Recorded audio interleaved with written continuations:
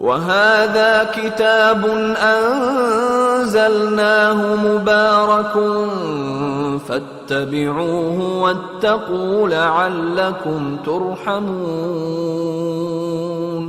أن تقولوا إنما أنزل الكتاب على طائفتين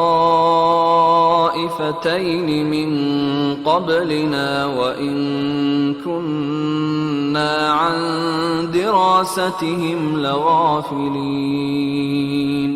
أو تقولوا لو أنا أنزل علينا الكتاب لكنا أهدى منهم فقد جاءكم